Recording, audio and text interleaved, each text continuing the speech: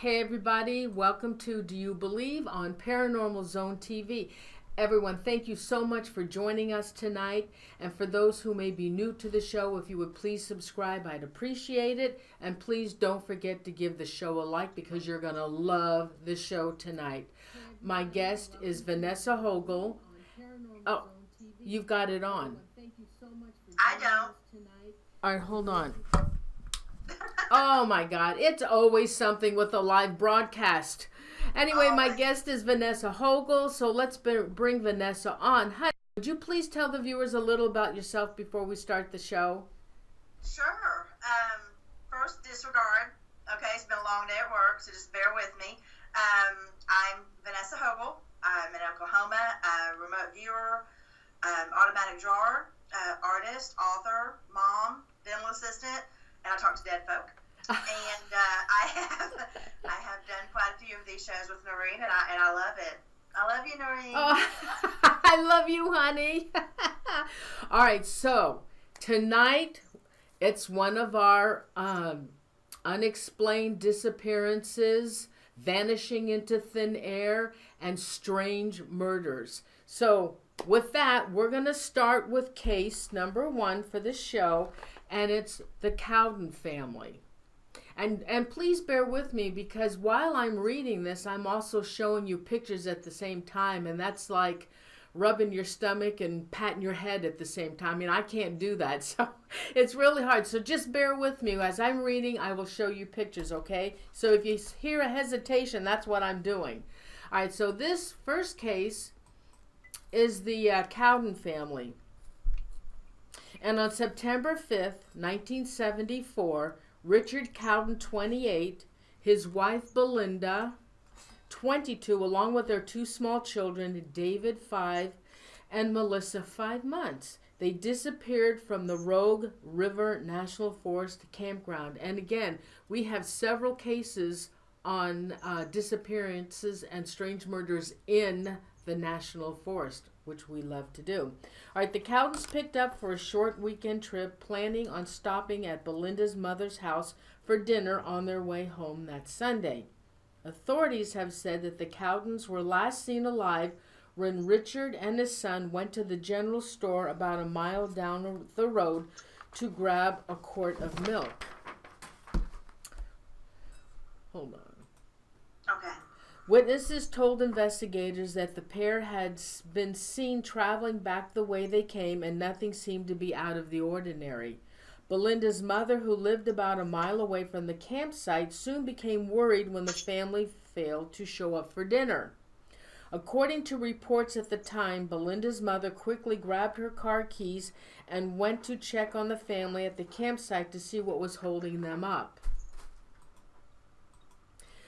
It was then that Belinda's mother found an incredibly disturbing scene.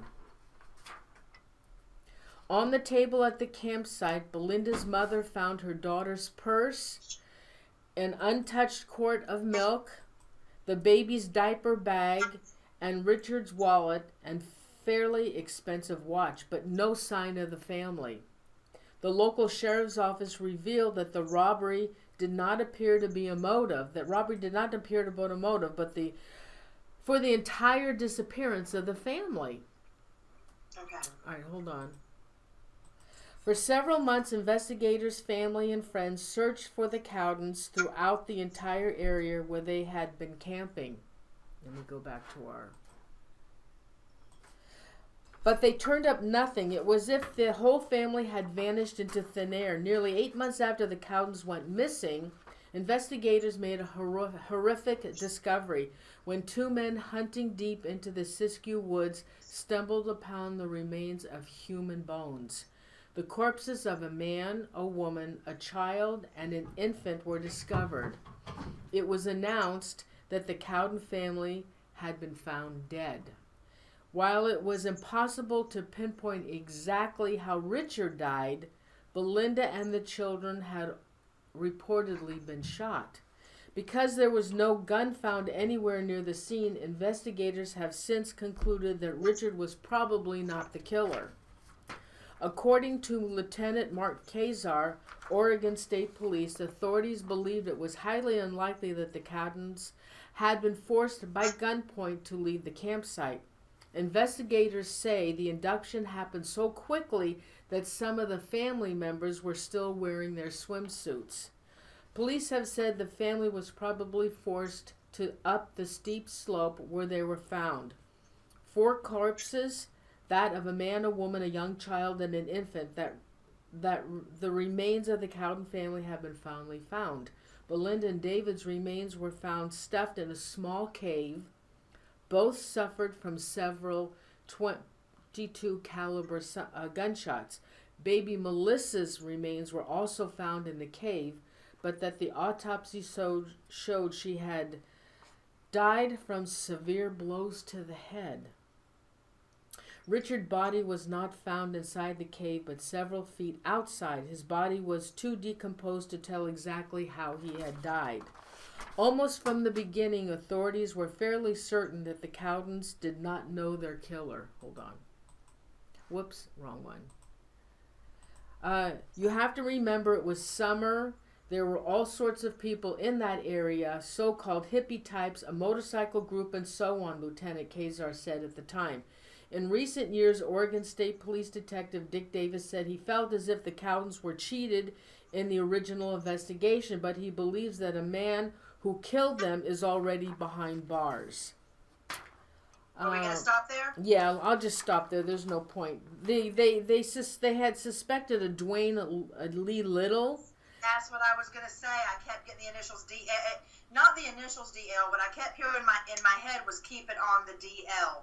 And so I was assuming that was like down low, but I don't think so. I think that they're absolutely correct, because the man that I see, and by the way, if people see me looking down, I'm watching the chat. I'm watching y'all chatting here. I just can't type it in because I'm paying attention. The person that I see that had something to do with this, I'm short. I'm 5'2". Okay, I mean, that's short to me. I guess it's short to everybody else too, but he's considerably taller than I am, but I don't see him being much over 6 foot. He has dark hair. His eyes are set in, so they look very small inside a much larger head. But his face is long, but it's full. Are you able to draw him? Long and full. Huh? Are you able to draw his image? Yeah, but I know people don't like it because that takes a minute. But do you want me to do it real quick? Yeah, honey, go ahead and do that. Okay. Yeah. I'm just going to do it on the back of an envelope. Okay. Actually, I can do it in this little book right here. I can do this. But the reason that everything was so odd as far as the campsite goes is because when the father and the son got back, this person already had the mother and the daughter. And they're not... Oh, wait a minute. Yeah. Okay, so they had gone to their campsite, and the son and the father left? Well, no. When they went to go get the milk, yeah, the person that is responsible for this already had the mom and the daughter when they got back. So they were at the campsite, but he went to get milk for the camp. Okay. Yes. Oh, okay. Yes, and so when him and the boy returned, really, what could they do? What could they do when you've got a much larger man there with your wife and your infant daughter? You're going to do whatever the hell he says because you think it might get you out of it, right? Okay. That's unfortunately not the case. All right, well, go ahead and draw and let me ask you a question. This man was convicted of raping a 16-year-old girl and murdering her.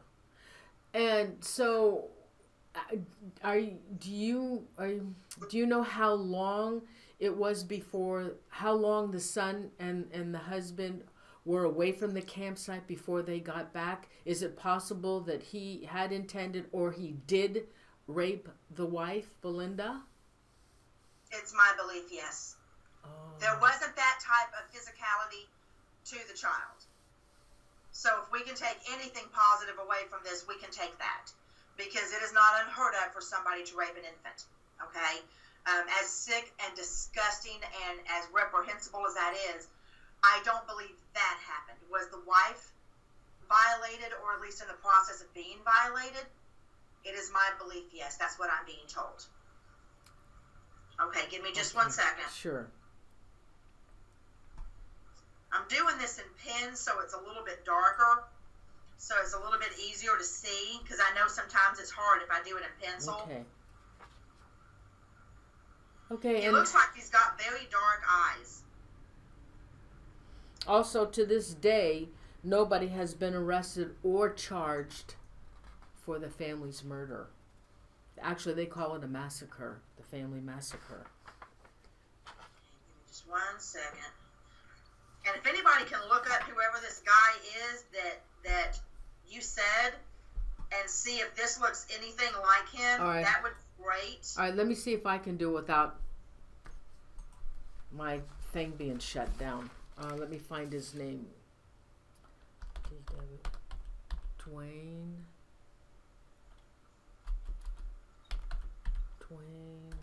I'm almost done, y'all. I know it's a pain in the ass when I draw, because it takes up time, so I do apologize. All right, hold on. I'm going to get an image of him and see if I can put it into the, gosh. This is very quick. All right, hold on. Let me see what I can get. Oh, these pictures are terrible that are on here. Okay, I have his picture. All right, hold on. Wait a minute. All right, hold on. Sorry, guys. Just hold on for a second. Okay, save image. Dwayne. Okay. All right. All right, well, go ahead and hold it up while I look for his image. Okay, let me see if you can... Oh, shit. Oh, shoot. Sorry. Oh, my God. Damn it. I'm sorry. Okay. All right, hold on. I'm going to get that. Let me see if I can pull it in without crashing my program. No, I can't. It won't let me do it. All right, hold on. All right, I'm going to import. Holy cow. Hold on. Let me see if I can find him.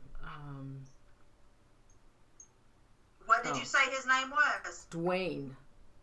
Okay. Dwayne Little. See the chat and see if anyone's been able to see it. All right, here it is. All right, hold on. God, how can I grab that? Hold on for a second. I don't know. All right, hold on. I'm going to do a duplicate. I'm just trying to be careful that I don't shut my broadcasting program down, because it can happen. Sometimes it doesn't like some of the stuff I do. 1, 2, 3, 4, 5, 6. Okay. All right, hold on. We have somebody that's watching from Ireland right now. I'm going to be in Ireland, y'all. Yay. All right, so I'm going to show this image. It's going to be on the other side of me. All right, hold on, everybody. I have his image next to Vanessa's. All right, here it goes. Oh, wait a minute. Yeah, okay, hold on. Here we go. All right, here we go. All right, can you see that? Can you see that? I can't. All right. It's a spitting image of him. What, really? It's the spitting image of him. Absolutely. Absolutely. Oh. Yeah, I can't see where you have the picture up, so I can only see mine. I'm gonna take y'all's word, but someone just said whoa, so yeah, I'm guessing. And then there's an oh Lord. Yeah. Okay, thanks y'all. Well, tried. If you watch the replay, oh, fuck me. What? I see it now. Oh yeah, there you go. Whoa. Looks just like him. Whoa. Wow, that's fascinating. That's amazing. Wow. Good job. I think his face is a little bit fatter. I don't think so. I think you did a really good job on capturing his face profile. The short hair. Awesome. So, this is who I see that did it, and he had can I put my arm down now with this? Because they've all seen it. He had the mom and the little girl with him first. So when the dad and the little boy came up, I mean, they really were, in all sense of the word, helpless. Because what do? Do you grab the one child you've got with you and run and pray nothing happens to your wife and your infant baby girl, or do you do whatever you've got to do in hopes that you're going to make it out of it? See what I'm saying? Yeah. I mean, that is, it's got to be one of the most impossible situations to be in. I can't even comprehend it. Well, I can't understand how you can kill kids, let alone an adult, but then to kill kids on top of that. A 5-month-old baby and a 5-year-old little boy. It's sick. I hope now, something feels very, very strange about the timeline, though. I can't put my finger on it, but something feels off about the timeline, and I'm trying to figure out what that is. Oh. It's good. It'll come to me, and when it does, I'll have to let you know. But there feels something just a little strange, because I feel like they should have been found much quicker than they actually were. And I know I'm throwing that out there, and it sounds accusatory, and I don't mean for it to. But something's just a little off. I don't know if maybe they were given information and they followed in the wrong direction. But this wasn't something that went completely unnoticed. There were other witnesses to what happened. As you said, this is a holiday weekend. Yeah. You know, they might not have witnessed the actual event where their lives ended, but people saw how this began. They saw the guy. You know, they saw the family have to go off with him. They saw that. And I don't know why that information wasn't relayed properly or documented properly to the authorities. But it feels like either their bodies were found sooner than what is being documented, or they should have been found sooner than what's documented. Does that make sense? Yeah, and I'm thinking that they were in an area because of the holiday, and other people were there, and it said that they were found with their swimsuits on. So they were around other people. I don't believe that they were in an isolated area, which at first I thought they were. Exactly. And I mean, I know that when you're talking about an area like that it wouldn't be uncommon to hear gunfire. It wouldn't be. However, you know, you said the mom, the mother of these people, the wife of the husband, I can't recall which, lived a mile away. I think it was of the husband, lived a mile away. You know, in the mountains and shit, that stuff echoes. So, I mean, she could have heard the, you know, gunshots being a mile away. Well, I don't know how I far. I know that people close by heard it. Well, they were in the National Forest, and I don't know how far away they were from the Well, they couldn't have been that far because the mother went over looking for them. She knew about where they were, which is kind of strange. How did she know? It's not meshing. I mean, how did she know where they were? It's what I'm getting from it is and from what you said just a little bit ago, is that she lived close to the area. Yeah. So she would have known. Plus, I mean, let's face it, you travel with a 5-month-old, you're not going to go too terribly far camping from civilization. Right. Because anything can happen, a bug bite, an animal bite, fever, anything else, and you need to be close to civilization so that your child can get treatment. Okay, so another thing we have to all realize is I get this information off of the web. This was way back in, 1974?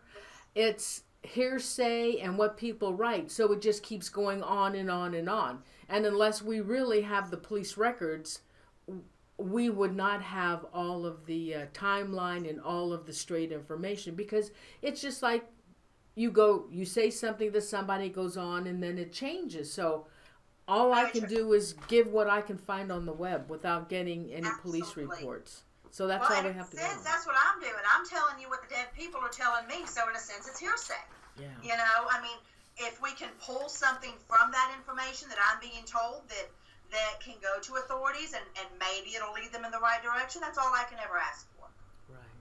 I don't ask for anybody to believe me. I don't ask for any of that. This is what I'm getting. Take it for what it's worth. If it can help in any way, more power to you. All right, so let's go on to the next one. Another National Forest case.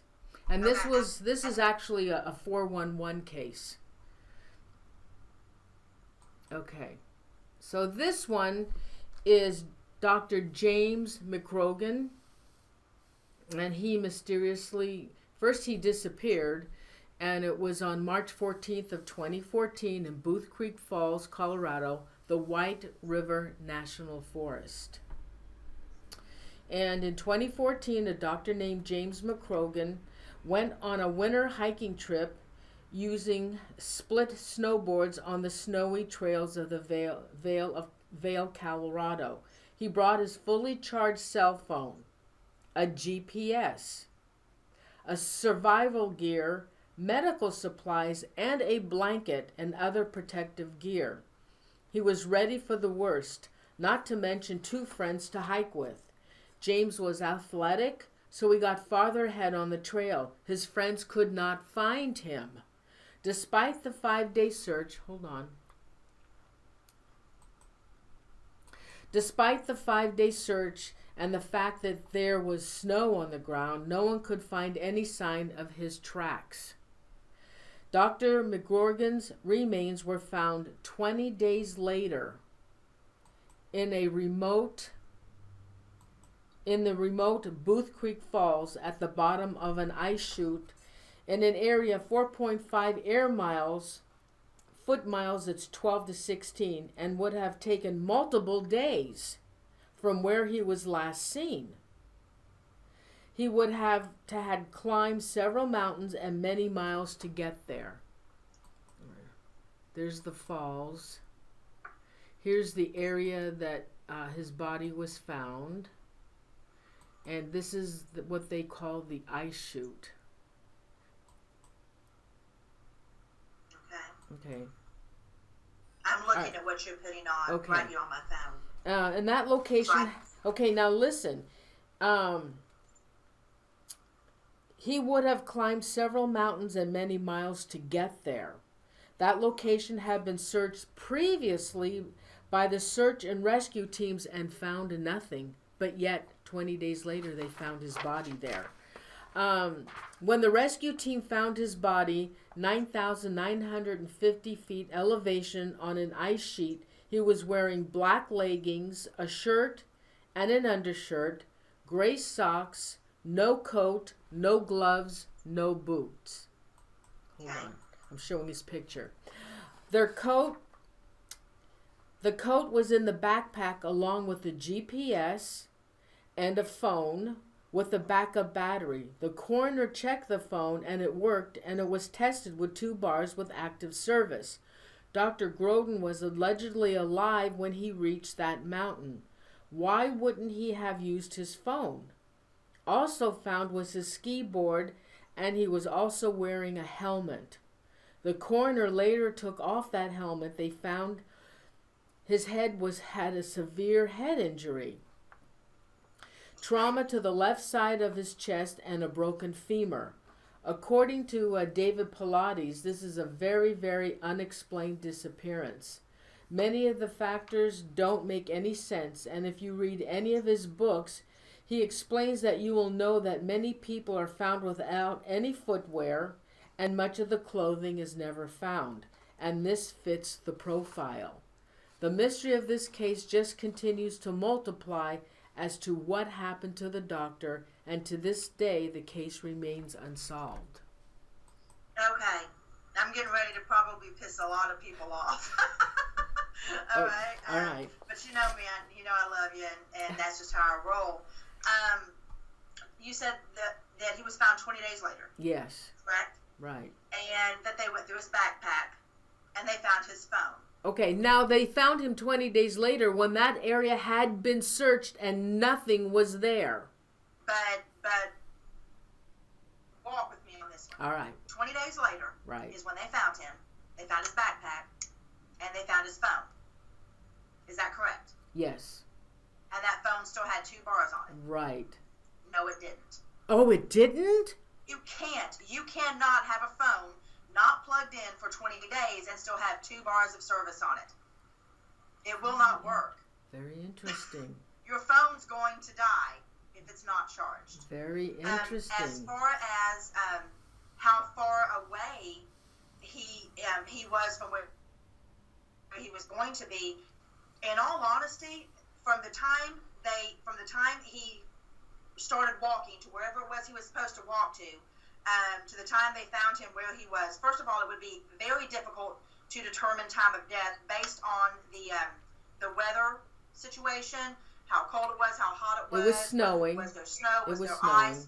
All of that is going to play a factor in decom. So this is not a psychic talk. Okay. This is stuff I didn't All right. in the medical. So let me show you again where his body was found. Down in that below. Okay. So you're probably right. How could you get a signal down in that? Yeah.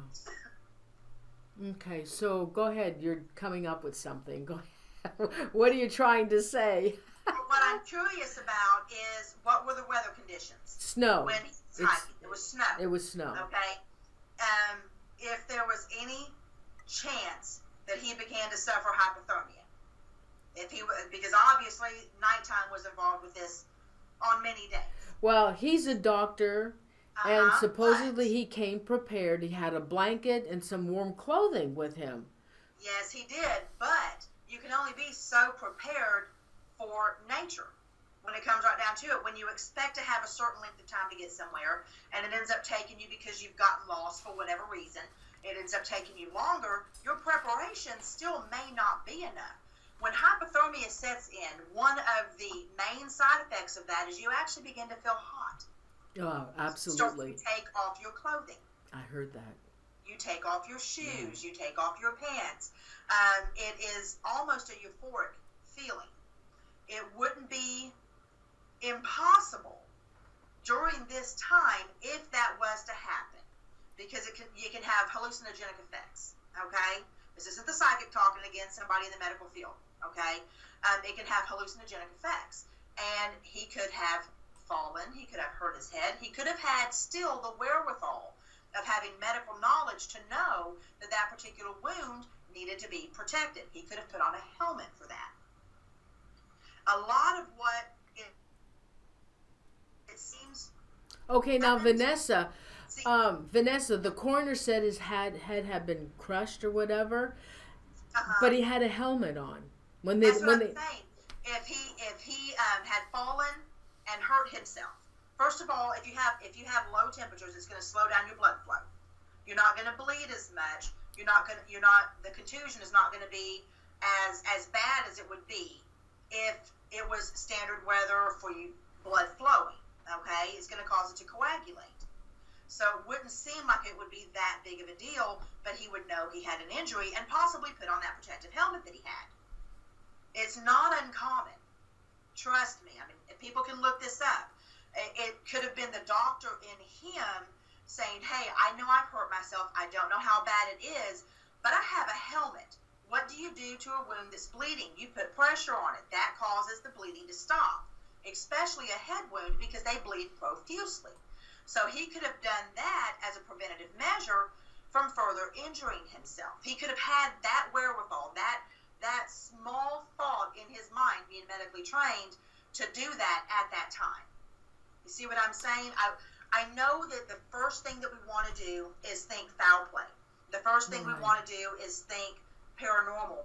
But in some cases, you've just got to look at it from a very logical standpoint and say, none of those may apply in this particular instance. This might very well just be a very random, unfortunate series of events. Okay, so how can you explain, or if you have an explanation for, they had searched that area and he wasn't there? One of the things that people are known to do, especially if there's snow and they're worried about the elements, is they'll tunnel in. They'll tunnel into the snow. believing that it's insulating them from any further cold. It's also going to shield them, and any blood loss that they might have, any fresh blood on their body, is going to shield them from predators, so that predators won't come and try to attack them because they smell blood. And if he was a experienced hiker, he would know that. So he very well may have hidden himself, not realizing that he was basically putting himself in coffin au naturel.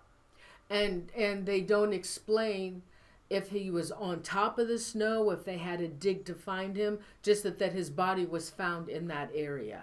Exactly. And I mean, you're talking about, a span of 20 days. I mean, the man went missing on my 42nd birthday. So I feel like I kind of got a connection to it, but you never know what the weather's going to be like. They could have high degrees that cause some to melt, low degrees that cause things to freeze. It goes up and down, in areas like that. You just never know. As much as I would love to be able to give a solid answer, paranormally, psychically, what have you on this, I really do believe that it is a series of extremely unfortunate events. Okay. And that there wasn't anything preternatural or unnatural about what happened. It was extremely unfortunate. Okay, thank you. All right, we're on to the next one. Uh-huh.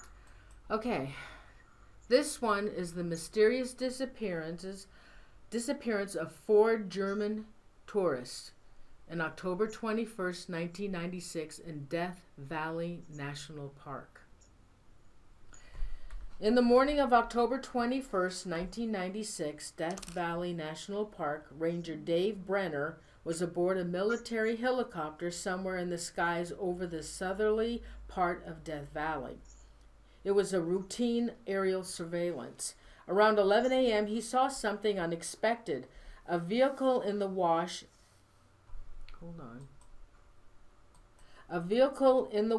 of Anvil Canyon, approximately 2.4 miles downstream from Willow Spring, the head of Anvil Canyon. Hold on. Yeah, I'm looking at the picture you got here. Upon landing nearby, Brenner inspected the vehicle. The vehicle, owned by Dollar Rent-A-Car, had been rented to a group of 4 German tourists. Hold on, I got a picture. Of 4 German tourists in Los Angeles on July 8th of 1996. The vehicle had been due back to the rental agency in Los Angeles on July 26th, but had never been returned. It was the rental agency's policy to wait at least 30 days past when a vehicle was due to report it stolen. Checking the names of the renters turned up in August 14th Interpol alert on them. They were Egbert Remus, 34. Let me go back to the picture. His son George Weber, 11. Egbert's girlfriend Cornelia Meyer, 28, and her son Max Meyer, 4. It was a green 1996 Plymouth Voyager van with a California license plate covered with considerable dust, as if it had been out there for some time. All right, hold on, let me go back to that. The van was clearly stuck in the wash, sunk up to its axles in the sand, and its 2 rear tires flattened, and its left front tire also flat. Let me see if I can get, here we go, I got a picture of that. Tracks left in the sand by the van suggested it had been driven at least 200 feet with flat rear tires. The van was locked with no sign of the owner. Brenner noted that the license number and reported it back to the DVNP headquarters, which was, I guess, the Death Valley National Patrol. Further investigation showed that the group left Frankfurt and arrived in the United States at Seattle on July 8th. Then immediately flew to Los Angeles, where they picked up their rental van. Hold on. Because Egbert could not produce his driver's license, Cornelia was recorded as the driver. The van was due back on July 26, and the group had tickets on TWA to return to Germany on the 26th. All right, hold on. They were not on that flight, nor was there evidence of them leaving the USA. The last sign of them was their signatures in a guest book left in a box on a metal pole at the campsite. The entry mentioned that they were aiming to go through the pass, possibly the Mengel Pass, a dirt road that crosses a barren mountain range. In 209, skeletal remains recovered belonged to an adult female and a adult male. The whereabouts of the children are unknown at this time and will require searchers to return to the remote wash where the adult remains were found. And I don't even know if they really said that those remains were of the German man and woman.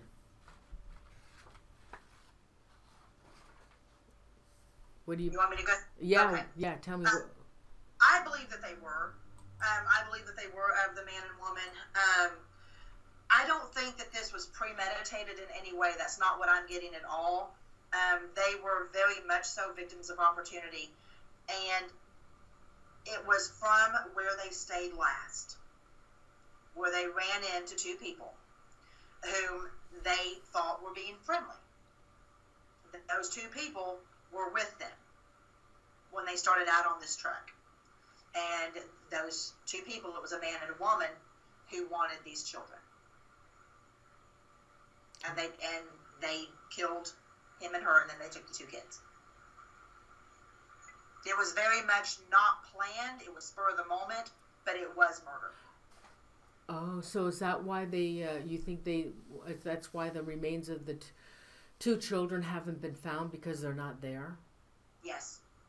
Interesting. It's horrible because, I mean, part of you wants to be so angry, because, someone took them, but then again, you're like, they're not dead. At least, only again, go by what I'm getting in my head. The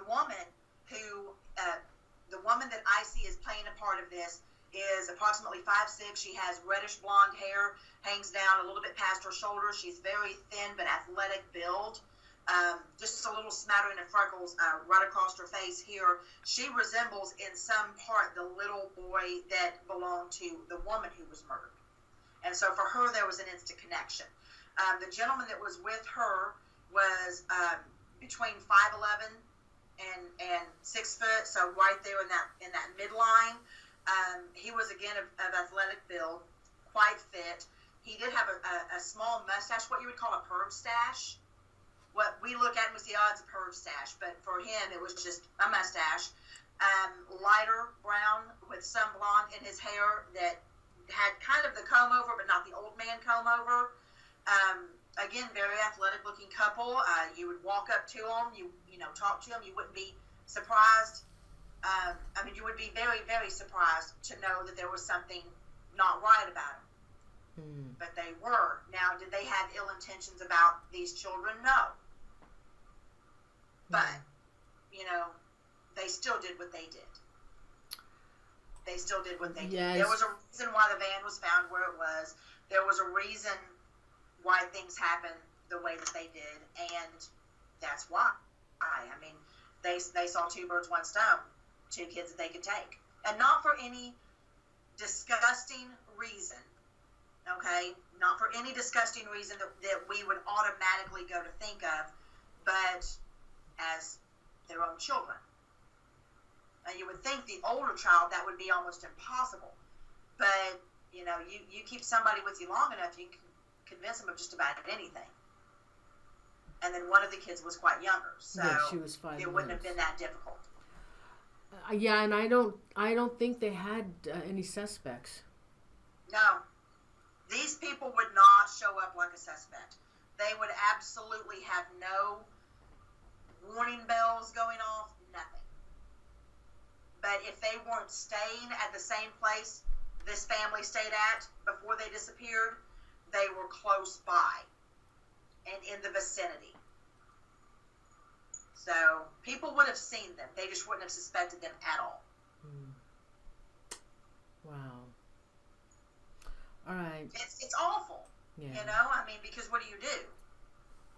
You know, I learned my lesson trying to let the people in North Carolina know that, you know, trying to tell them about the guy that had something to do with a 3-year-old little girl. I learned my lesson with that. I even went as far as the FBI, contacted them, and they couldn't take my information.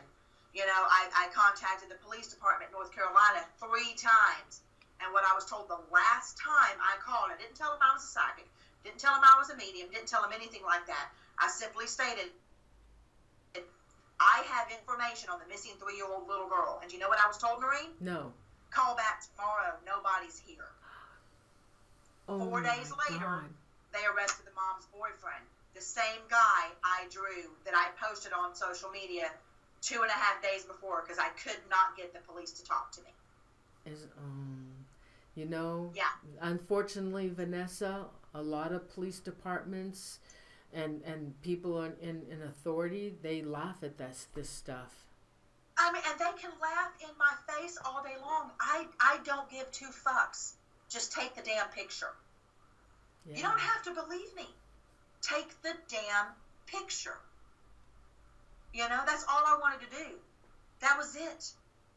I didn't want any credit for it. I didn't want anything from it. Just take the damn picture. What? And if it matches up with somebody that you might consider a suspect, then you might know whether it's admissible or not. You're on the right track. All I wanted, and I couldn't get any of them to contact me. Yeah, that's unfortunate. Well, at least they got the guy, but exactly manipulated into allowing them to be as their acting parents. It's horrifying, but if it means they're alive, then well, this goes on all the time. I mean, yeah. Kids are kidnapped, and like that show I did last week with the Barry Strom, who's a channeler. That little girl from Portugal that was, the parents were on vacation, McCann, and he said that she was kidnapped and she's alive. And what did I tell you? You know, oh God, it was, who was it? Was it, I think it was Rick said to, Mike Ricksecker said to go back and check what Vanessa said. And I didn't do it. Oh my God. That's what you said. Oh my God. You know what? I got to put a video together. I have to put a video together on that. Yeah, he channels spirits on his spirit board. I'll be damned. Well, you know what? I should do cases with you and then go to him and say, okay, do your thing on your spirit board and see what we come up with. Oh my God. That would be awesome. Hey, let me address something real quick, just because I don't. Oh, go ahead. In the chat, there's a lady named Pamela Rainey, and I think I'm understanding this properly. She's saying, "What about the language?" And I agree. I'm hoping she's not talking about my cursing because I say "fuck" a lot, and I'm sorry. But on the language for the children, because they were German, I believe that she means, "What about the language barrier between 2 adult Americans and 2 young German boys?" I am actually a pediatric dental assistant, and I work primarily with the underserved, and I deal with a lot of language barriers, whether it is Spanish, Vietnamese, I might have some Czechoslovakian, different patients that I work with, and that is the one thing that astounds me and amazes me on a daily basis is children's ability to adapt to language change. Mm-hmm. It is amazing because I have parents who don't speak a lick of English, not any, who have been in this country for 15, 20 years, but their children are fluent in English and Spanish, or English and Vietnamese, and they're 7, 8, 9 years old. So children really are unbelievable little sponges when it comes to learning, and it would not be very difficult for them to acclimate to American language. I watch it every day. I've done this for 18 years in the dental field, and it's amazing. Oh, Mike's in the show, by the way. He's Yeah, in I the saw chat that. room. What's up? I was, shit. I didn't get all gussied up for y'all, okay? It was a hard day at work. So Oh, honey. lucky I brushed my hair. Oh, my God. You look awesome. All right. So we have 2 more cases. Okay. Now, Vanessa, this one. Yeah. Don't scare me. What is it? This one's freaky. Okay, this one is, her name is Dorothy Cooper Forstein. She disappeared October 18th, 1949. So let me read this to you. This is creepy as hell. In 1944, Dorothy had been married for 2 years to a city magistrate, Jules Forstein. The couple had 3 young children, Myrna and Marcy. His offspring from a previous marriage, Jules' first wife, Molly, died sometime around 1940, and their new baby, Edward. One evening in that year, Mrs. Forstein, I don't know if it's Forstein or Forstein, dropped her children off at the neighbor's house so she could do some shopping. By the time she returned home, it was nearly dark. As she entered her house, someone suddenly sprang up and attacked her, beating the helpless woman into unconsciousness. Her fall knocked over the telephone, and when the operator heard strange noises coming from the instrument, she alerted the police. Mrs. Forstein was found with her nose and jaw broken, a shoulder fractured. She was also suffering from a concussion. After she regained consciousness, all she said was, "Someone jumped out at me." Investigators were baffled by the crime. Burglary could not have been the motive, as nothing in the house had been taken. Her husband had a cast iron alibi, and she had no known enemies. The fact remained, someone had hatred for this seemingly inoffensive woman to lie in wait and nearly beat her to death. But why and who?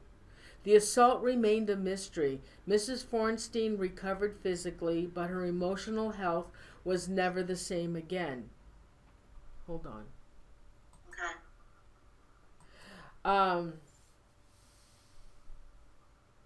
Mrs. Forstein became fearful, paranoid, and constantly on her guard. 5 years went by, and the life of the Forstein family gradually returned to normal. The night of October 18th, 1949, Mr. Forstein was away from the home for the evening. The eldest child, 19-year-old Myrna, was also absent, visiting friends. Mrs. Forstein and the younger children spent a routine evening at home. Around 9 p.m., Dorothy phoned a friend to arrange the 2 of them to take a shopping trip to the next day. Hey, can you hold on for a minute? I forgot to turn the phone off. That's okay. Oh God. Call from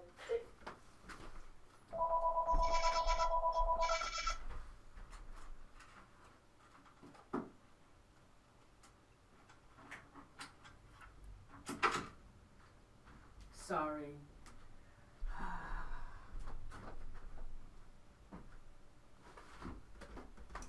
I'll have to edit that out. Okay, it was just funny because you said something about a phone call, and then your phone started ringing. Oh. So I started laughing, so I hope people don't think I was laughing at the case. Okay. I was laughing because of the synchronicity. All right, so around 9 p.m., Dorothy phoned a friend. That's what I said. Dorothy phoned a friend to arrange for the 2 of them to take a shopping trip the next day, and then the phone rang. Okay, Mr. Forstein returned home about 11:30 p.m. He found young Edward and Marcy cowering in an upstairs bedroom. "Mommy's gone," they told him.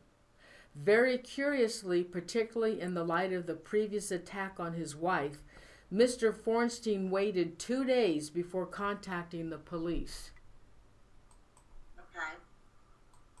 Officers made a search all over Philadelphia, finding no sign of the missing woman. Her purse and keys were still at home. Nothing in the house was taken. The front door had still been locked. All we know about her disappearance is the story told by 9-year-old Marcy.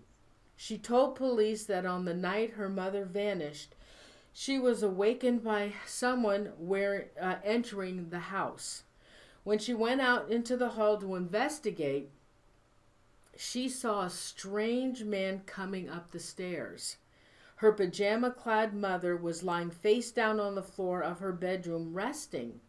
She saw this man pick the dazed or unconscious Dorothy up and carry her downstairs. Marcy asked him, "What are you doing?" He replied, "Go back to sleep, little one. Your mother is all right." He patted Marcy on the head and walked out with Mrs. Forstein's limp body still slung over his shoulder. About 15 minutes later, she said her father returned home. Police were reluctant to credit the girl's story.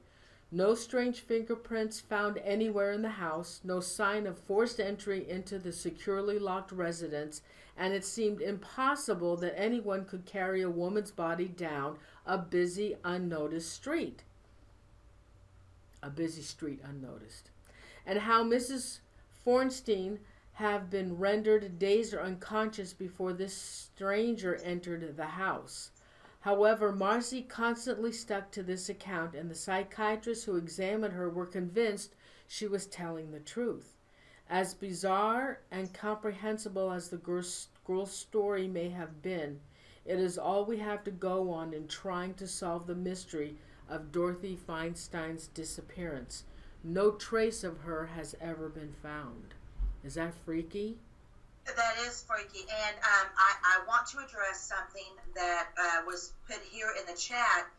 It was Beat Through Aerospace, one of my viewers on my show. Love them. It's got a lot of Mad Hatters in here tonight, by the way. Hey, y'all. It said maybe Dad got someone to take her off, and I want to address that because, honestly, it's a very good point. It's a very good point that is always a possibility. That is going to be the first person that you look at is somebody inside the home, okay? That having been said, what I'm being told is that there is no way that the father, even if he, let's say for argument's sake, he did want her gone, which I don't believe he did. He loved his children enough that he wouldn't have allowed somebody into the home without him being there. He wouldn't have. He wouldn't have given what he knew of the. He's allowed somebody into his home that he didn't 100% completely trust, and he didn't 100% completely trust anybody but those closest to him, and that was including his wife. So that I don't believe that's a factor. I don't believe that he had anything to do with it. That having been said, I do believe that she knew her attacker, and that attacker, never being caught, is the one that ended up doing this later. The one that attacked her in her home, and why? This was somebody that she knew prior to her marriage. Oh. Yes. The gentleman that I see, and I don't know if anyone in the family is still around. I don't know if they have old pictures they can go through. Anything. There's nothing on her. Well, if there's any family left, if they're watching this, or if they come across this anytime, if they start going through pictures, the person that I see that was responsible for this, I can't low, but I can tell based on the hair that's coming out from underneath the hat that I would call him a ginger. He has like that ginger colored hair. He's very pale. The way I see him, he still has some of the baby fat on him. So I don't know if I'm melding together a younger and an older version of him, but he still has some of that baby fat on his face. He has very light colored, almost amber hazel eyes. They tend to go a little bit gold, but they're supposed to be green. You know what I mean? So that hazel look. Yeah.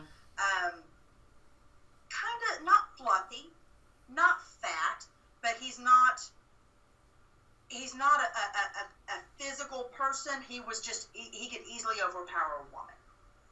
Okay? But if there had been a man in the house to stop him, it wouldn't have went any further. That kind of guy, if you know what I mean. He wouldn't have been able to stand up to another guy, but he could use his physical dominance over her. Okay? But he's very unassuming looking. He would be very easy to miss But if someone's listening to my description and they can think back, if there's any family members and they can think back to somebody she knew before she got married, he'll ring a bell because of the ginger-colored hair, the pale skin, a little bit fleshy, not too terribly tall, but had almost an obsession with her. And what it feels like and what I'm being led to is it's one of those things, I didn't get you when I wanted you, found out where you are, no one can have you if I can, that didn't work, finally made it work. See what I'm saying? Yeah. I don't believe the father had anything to do with it. Anything. Okay. All right, we have one last one. Hey guys, we don't have time to do the haunted, cursed Lake Lanier. And we've got, there's 4 stories attached to that. Crazy lake and strange murders and whatever was going on and the hauntings. So Vanessa of course she'll come back. She'll come back and we'll do another series of these, and I will include the cursed lake. All right, our last one for tonight. This is Ricky McCormick. He died in June between the 25th and the 28th of 1999. He was born in June 14th of 1958. McCormick suffered from chronic heart and lung problems. He was not married, but had fathered at least 4 children. He had a criminal record and had previously served 11 months of a 3-year sentence for statutory rape. At the time of his death, he was 41 years old, unemployed, and on disability. The discovery of the body. On June 30th, 1999, 41-year-old Ricky McCormick was found dead in the middle of a cornfield in Missouri by a woman driving along a field road. And a post-mortem disposal seemed the only logical explanation of how McCormick could have ended up in a cornfield nearly 20 miles from his home. He couldn't drive, and buses did not run to empty cornfields was another mystery. His body was so badly decomposed that his fingertips had fallen off. Authorities used fingertips to identify McCormick. Oh, that's kind of weird. A couple of days later, they find him and he's so decomposed. Okay, let me finish. There was no indication that anyone had a motive to kill McCormick, and no one had reported him missing, so the authorities initially ruled out homicide, but no cause of death was officially determined at the time. The medical examiner couldn't find any stab or gunshot wounds. Maybe there was a head wound, but the body was so decomposed for anyone to be sure. The last time he was seen was on June 25th, 1999, which was 5 days later. Inside of his pockets were 2 pieces of paper with a strange writing that may actually be a secret code. The letters were in Ricky's crude handwriting, but his family was confused because Ricky could not read. These pieces of white paper may hold the answer to McCormick's mysterious death. Attempts by the FBI and the American Cryptogram Association failed to decipher the meanings of the 2 coded notes, which is listed as one of the top unsolved cases of FBI's Cryptanalysis and Racketeering Records Unit. And here's the other one. There's two notes that they found on him. No one has found the killer or figured out what his messages meant. What do you think about that one? I'm going way out there, okay? And I am going to be completely honest and say that y'all are probably going to think I am full of shit, all right? But one of the things that you have to look for in encryptions is, the first thing is you have to figure out what language they're basing it off of, okay? Now, for somebody who can't read, he can sure write just fine. So, I mean, it is very obvious that those are letters and they're legible. So for somebody who can't read, that's not very common, okay? here's the thing is he might not do things in the same way that we would, but it doesn't mean that they're any less valid. And as strange as it sounds, the very first thing that I hear when I think of him is Russian. And that doesn't make any sense to me. But I think that he was a lot more intelligent than people gave him credit for, and he actually knew more than people gave him credit for. And I believe that he got involved in something that ended up being the death of him. It wasn't violent. That's the thing. And that's what's really kind of throwing me off, is when I see him die and I see him going to sleep. And that's very strange to me. It's almost as if it was gentle.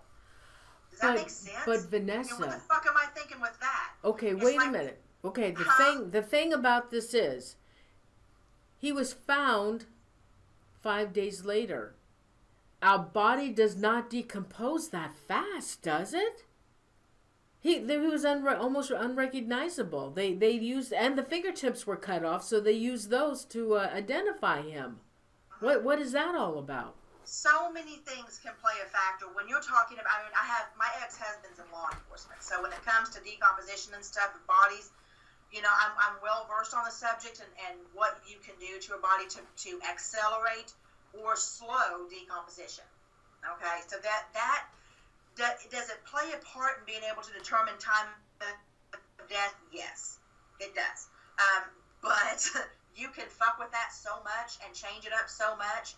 You can keep a body in the freezer for 6 months, thaw it out, and have people believing that they only died a week ago. Okay, I mean, that's kind of an exaggeration, but you see where I'm going with it. So there are all different ways. I mean, if somebody thought he knew something, whether he did or not, if somebody thought he knew something and they thought that he might be a risk, if they took him, whatever conditions they had him in before they dumped the body would affect decomp. So if they had him in a place that was very hot and humid and moist, that would affect decomp. If they had him in a place that was hot and dry, that would affect decomp. If it was in a place that was cold, that would affect it. So you have a lot of factors. And like I said, to my own ears, I sound nuts when I say this, so believe me when I say I'm not offended if y'all think the same thing.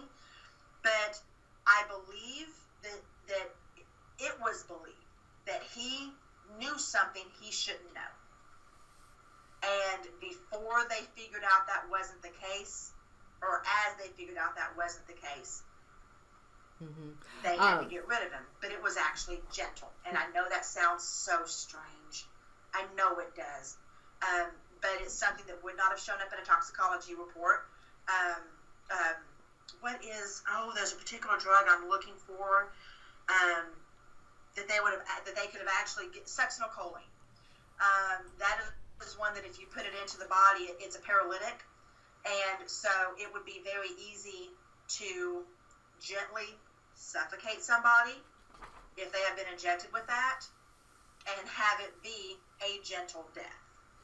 Because they can't fight back. There's no force, there's no aggravation, there's no clawing at their own throat if you've got your hands around them or trying to hit you. There's none of that violence. It feels like they thought he knew something. Well, don't you? Okay, well, what in the coroner?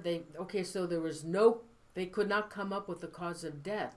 But I don't know what they did in 1999, if they would check when they do an autopsy, if they did an autopsy. I imagine they did, because it was, he died. If it's a questionable death, I'm not certain, but I think it might be required by law if there's any chance that it's homicide. So they would have, but something like succinylcholine, that does not show up in a toxicology report. Somebody else put in here about like a date rape drug, and a lot of those will not show up unless you're specifically looking for it. So generally in a man, and that very well could have been what they used. If you're talking about a man, and this isn't a boy, this is a man, they very well could have given him, roofies or whatever it's called, as a date rape drug to calm him down before they killed him. And the authorities authorities aren't immediately going to look for that because it's not something that's commonly given to a guy. If it's a woman, they might check. But a guy, they're really not going to check for that because it's not very common. Mm-hmm. So there's so many drugs out there that unless you're specifically looking for them, you're not going to find them. They simply will not show up. And some, even if you are looking for them, if it's been more than 72 hours in the body, it's been metabolized, and it won't show up in a toxicology report anyway. Mike Ricksecker, Haunted Roads Media, asked what the temperature was or what the weather conditions were. Well, he died in June, and it was in Missouri, which would be summertime, and I don't know hot and humid it was at that time. I don't know. Hot and humid, and like a river put in here, June isn't crazy hot, and that's absolutely true, depending on the year, depending on beginning of June, end of June. But again, you have a lot of different factors. You have a lot of different factors. You said it's the middle of did you say cornfield? Yeah. In the middle of a cornfield, you've got insects, predators. You have all different things, chemicals. Well, the thing is, can accelerate decomp. They said it was a cornfield, but yet I found a website that had the road that he was found on. They said this is where he was found, and it doesn't look like a cornfield to me. And again, this is another thing. As you search for information, it's not always exactly the same on these old cases. Now, I don't know if it's true, if it was a cornfield, or if it's this road that he was actually found. Either way, he was in the elements. Yeah. Either way. So he would be subject to temperature both night and day, which causes a swelling and a constriction. But, Vanessa, he probably didn't die there, but was dumped there. Depends. If there was lack of trauma to the body, then it would be very easy to go ahead and kill him there. Doesn't mean they did, but they could have. Okay. Because if there's lack of trauma to the body, then you're not going to have the same loss of blood or anything else that you would have if he was shot or stabbed or anything else. So that's one of the main indicators that lets people know if a person was murdered where they lie. Is the trauma, blood splatter, the coagulation of the blood on how they were laying. That is another great determination of how long they have been where they were found. Is because, if you die there and you're laying on your back, and you're dead and all that blood kind of settles in the underside of you because your heart's no longer pumping it through your body. So it'll settle on the back side of your body, head to toe. So that's just one of those indicators. So without having the autopsy report in front of us, we can only speculate and go by what you know from the internet and what I'm getting inside my head. Right. Okay, like I have to ask you a question. Is it okay? He had been released from. He was supposed to serve 3 years for statutory rape, but he was released after 11 months. Is it possible that maybe the one that was connected to the rape, whether it was the husband or a relative or someone, could have done that to him? Do you pick up anything? No. No, because it would have been very violent. Oh, okay. Yeah. It would have been very violent. But I will tell you this: the reason that he is dead is the people who thought he knew, but he really didn't know. Okay, but the people that thought he knew that were connected to people that he knew when he was incarcerated. Oh, all right. Well, what about these notes, though? Connection. Okay. Well, so what's the explanation for these notes? They found these 2 notes. To him, he knew exactly what he was writing. And like I said, I know it is absolutely ridiculous that I keep getting the word Russian. I don't know who he was incarcerated with. I don't know who was around him. But when I saw those notes, that encryption, the first thing that I'm hearing in my head is Russian. Sounds very different from any other language. It doesn't sound like German. It obviously doesn't sound like American. It's very different. And that was what I started hearing when you posted those, when you showed those, because I was looking at it on here. So I mean that's what's got me. Yeah, that right there, the one you're showing now. That's kind of what's got me wondering is, his parents. You said his parents said that he couldn't read. Yeah. Yet that is very legible handwriting. So that's an impossibility. They said that was in his handwriting. If you can't read, you can't write like that. But did he have his own way of writing things down? Did only he know what this meant? Okay, now don't you think this is kind of strange? If he can't read and they found these two notes, why is this so strange to the family that they didn't know anything about this and nobody can decipher this? Nobody. Well, the thing is, when you're talking about an encryption like that, and I'm going to tell y'all, this comes a lot from watching Criminal Minds. I'm not that smart, okay? When you're talking about an encryption like this, there are many different factors involved in it. You have to know what language he was basing this off of. And that's why I said I don't know why Russian came to me. And I could be way the fuck off with that. Okay? It just depends on who was in his jail cell. Did he learn this there? I don't know. Was this his own special way of writing? I don't know, but I will tell you. Again, I'm going to repeat myself. This is very uncommon to not be able to read, but to write this well.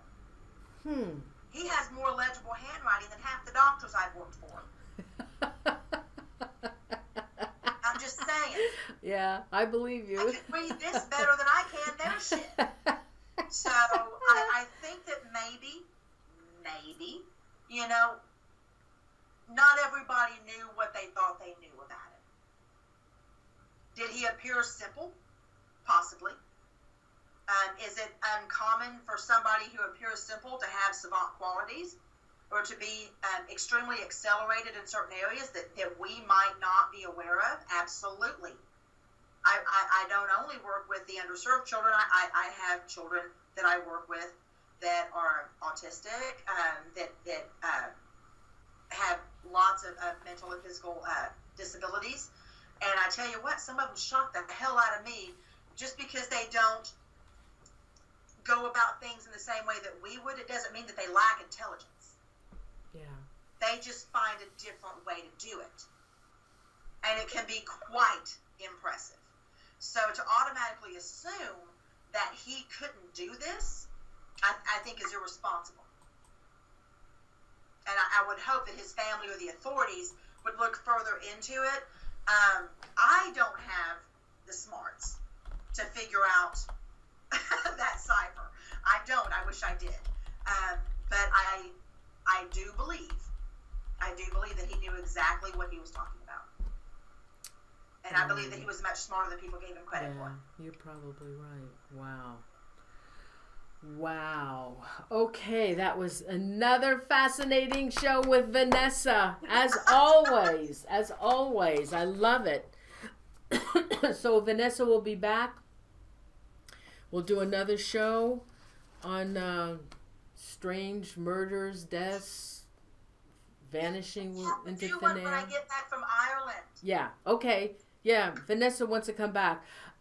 My shows are all scheduled up, but you know what? I do every other Thursday on purpose, so when a special show can be fit in, I can fit it in. So you just let me know, honey, okay?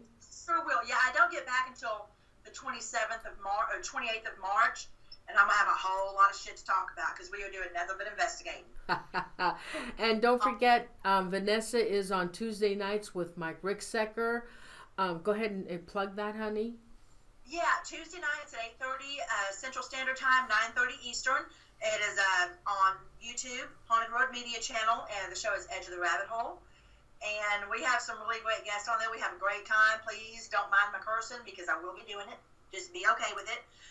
Also, if you haven't already, go to Amazon, Barnes & Noble, or Books A Million and get my latest book, Walking with Ghosts, that covers investigations in Virginia, England, and Scotland. And the next book, Hellfire, about Ireland, will be coming out in August. Wow. I believe. Awesome. Safe travels, my dear friend, and love you, and I'll talk to you when you get back. Okay, love you too, honey. Love you. Bye, y'all. Okay, thanks. Good night. All right. Wow. That was awesome. Oh, well, I hope you guys enjoyed the show. Next week I have a show. Alan Gotru from Louisiana. He's returning. We just did a show a couple of months ago with Alan, and I have his book, Bloodstained. Can you see that?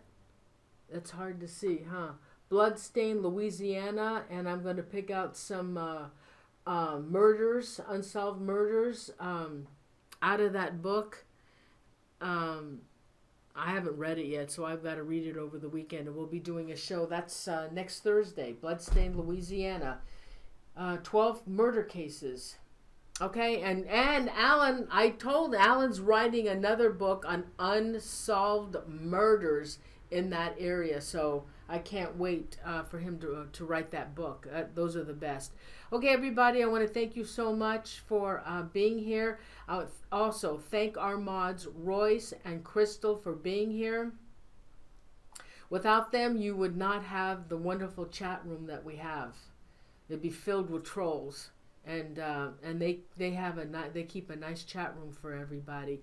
Don't forget, I hope you gave the show a like. We had 150 people. I only see 98 likes. And I just got 2 more dislikes. Thank you.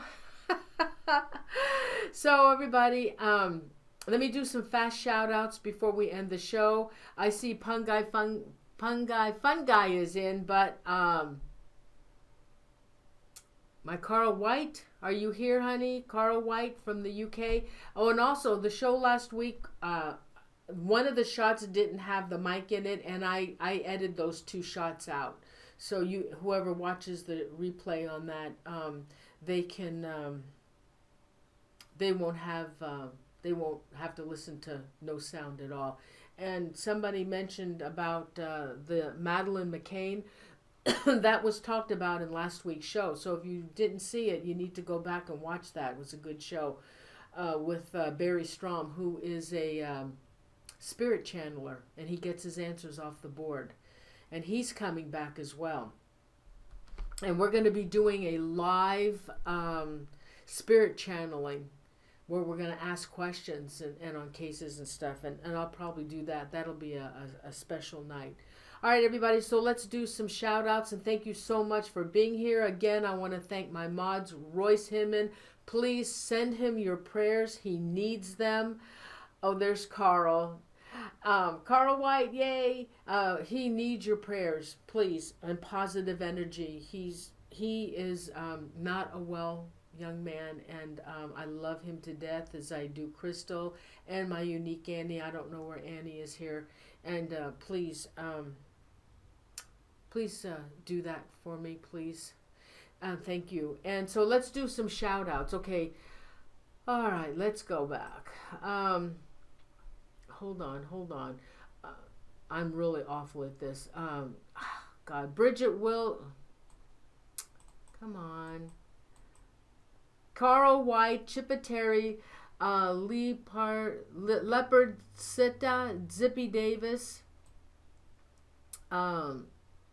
Michael Dunn, Lindsay Thurman, Elaine Michael, Beat 3 Airspace. Let's see. Zoe Small, April Keller, Andrew Cox. Hi, Andrew. Haven't seen you for a while. I think River was in too earlier. I saw River. Nice to see you guys. Tammy Heitzman. Thank you, Tammy. Charlotta Matha. Shelty Shangri-La. Oh, Shelty Shangri-La. Oh, you're the one that sent me a message. I forgot, honey. You told me your name and I forgot. I'm sorry. Fungi.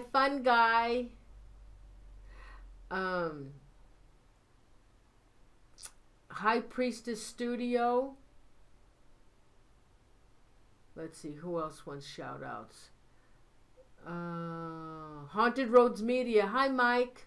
Don't forget, Mike has a a YouTube channel, Haunted Roads Media. Great channel. Go check his videos out.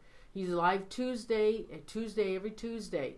Paul Fam G Team from Australia. Awesome. Welcome. Janice Ball. Don't forget to subscribe to my channel. You'll get updates. Or you can go to my website, which I've been trying to change. It's paranormalzone.tv, and go to the tab that says show reminders, and you can sign up for show reminders. Anybody else? Paranormal Pixie, BCH Bounds. Oh, Miami. Oh, wait a minute.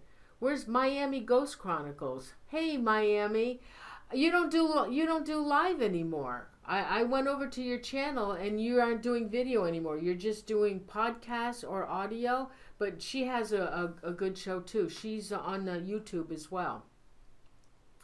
Diane Hilbert. Let's see, April Keller. Anybody else want to shout out? We had about 150 tonight.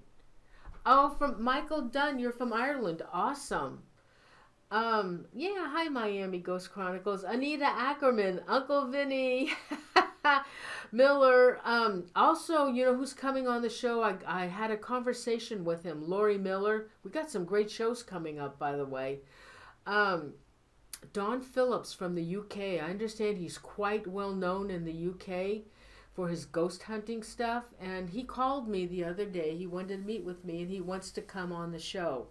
And, of course, I told him he can come on the show. We'll do a show with him. But he's also going to come back and do a show. I'm airing another show with Keith Linder of the Demon Seattle House 666. He's written a book, and the hauntings are still continuing. And Don Phillips will also be joining us on that show. Lully Tooby, hi honey, you made it. Yay, you made it. Anybody else want to shout out? Before I go, my husband's waiting for me. 5 minutes, the Warrior game is on. Love the Warriors basketball game. Anybody else? Have a great night. You too, everybody. Have a great night. Group hugs. Love all you guys. Thank you so much for being here every week. Oh, well, when I have a show every other week, sometimes I'll do an extra show. I do have an extra show coming up with Dave Spinks. We have a topic that, oh my God, I can't wait to present it to you. I can't wait. We're doing our investigation on it and trying to get all our ducks in a row and all the information we have. It's going to be fabulous. Karen Smurl is coming on the show. I sent her a message, and I sent her some dates, so I'm waiting to hear back on her on that. So that'll be an interesting show with Karen Smurl. All right, everybody, I'm going to go. Have a great night. I love you guys. I hope I didn't, Lori Miller, I hope I didn't forget anybody. But again, thank you so much for being here. Spill the beans. I can't. I'm so excited about that show. I can't stand it. It's crazy. It's a crazy story. So I'm just waiting for Dave's really busy. He's writing another book, and but in the meantime, I have to do all my research on it, and it's here in California. It's crazy. All right, everybody. Oh, Maria Sandra Amador, nice to see you. All right, everybody. No, yeah, on the Willows. He's writing a book on his haunted house that he owns. But he has other books in the works too. All right, good night, everybody. I love you. I gotta go have dinner with my husband and watch the Warriors game. Love you guys. Have a great night. Have a great weekend. I love you guys. Thank you so much for being here. Oh, Goshen Paranormal Society. All right, everybody. I'm going. Good night, everybody. Love you. Good night.